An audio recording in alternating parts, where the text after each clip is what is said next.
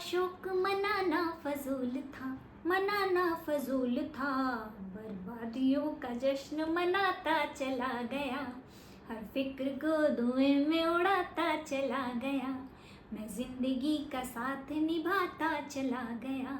जिंदगी जीने का स्पिरिट अगर ऐसा हो ना तो जिंदगी जीने का मज़ा ही आ जाता है। क्या आपने कभी किसी डॉक्टर के लैब में किसी आदमी का ईसीजी टेस्ट होते हुए देखा है?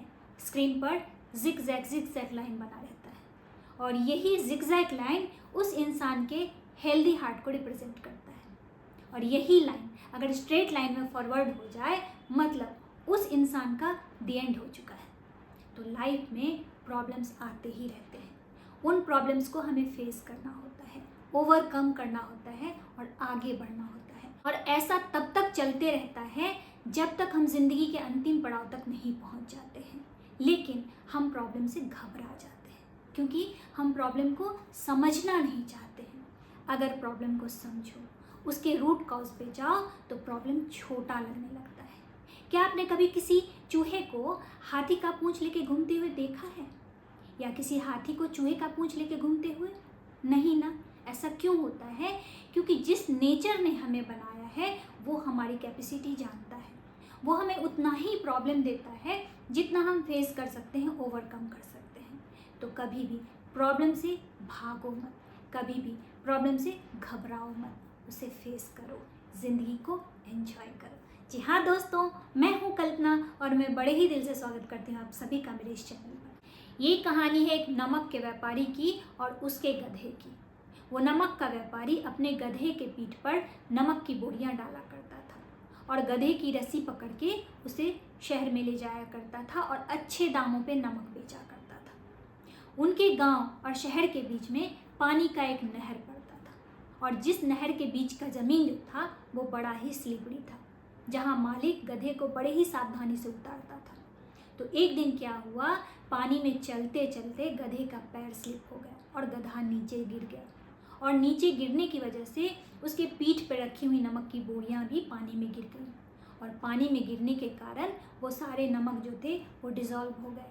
और जब मालिक ने वापस से गधे के पीठ पे इन नमक की बोरियों को रखा तो डिज़ोल्व होने के कारण वो बोरियां हल्की हो चुकी थी और गधा को चलने में मज़ा आ रहा था क्योंकि अब उसके पीठ पर जो वज़न था वो बहुत कम था।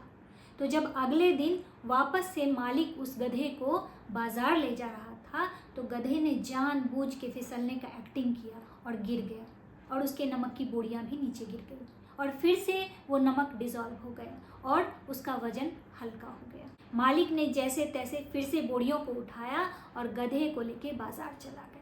जब तीसरे दिन मालिक जा रहा था तो गधे ने फिर से फिसलने का एक्टिंग किया और फिर से बोरियां गिरा दी। अब मालिक समझ गया कि गधा जानबूझ के बदमाशी कर रहा है ताकि उसके नमक की बोरियां हल्की हो जाए।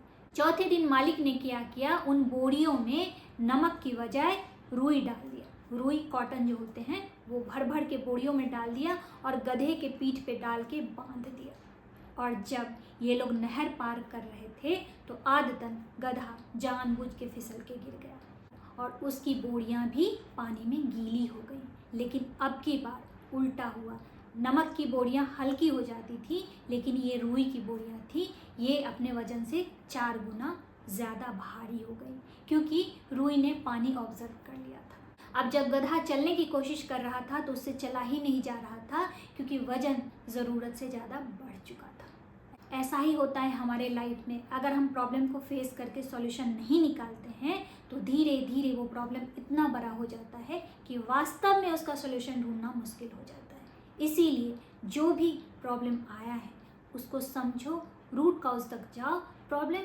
शॉर्ट आउट करो, सॉल्यूशन निकालो और आगे बढ़ो। क्योंकि ज़िंदगी जीने का यही सिद्धांत है, यही प्रिंसिपल है कि कर्म तो आपको काटने ही होंगे, चाहे आप जैसे काटें, खुशियों से काटें या दुख से काटें। अगर उस गधे की तरह काम चोरी करोगे, प्रॉब्लम से भागोगे तो ऊपर बैठा मालिक आपके ऊपर भीगी रुई की बोरियां डाल देगा जिसको लेके चलना मुश्किल ही नहीं नामुमकिन हो जाएगा। कैसी लगी आप लोगों को ये कहानी? अगर कहानी अच्छी लगी हो तो अपने फैमिली और फ्रेंड में शेयर कर दीजिए। वीडियो अच्छा लगा हो तो इसे लाइक कर दीजिए और ऐसी इंटरेस्टिंग और मोटिवेशनल स्टोरी सुनने के लिए सब्सक्राइब कर लीजिए मेरे यूट्यूब चैनल को और मेरे यूट्यूब परिवार का हिस्सा बनिए। कमेंट में सत्यमेव जयते लिखना बिल्कुल से मत भूलिए। चलिए अब आप सबसे विदा लेती हूँ। जाने से पहले फिर से वही बात दोहराना चाहूँगी कि हर नामुमकिन मोड़ से गुजर के जाना है, हौसलों से कह दो मंजिल खुद बनाना है। मिलती हूँ एक नई वीडियो में एक नई कहानी के साथ। तब तक के लिए आप सबको जय हिंद, take care, bye bye, thanks for watching.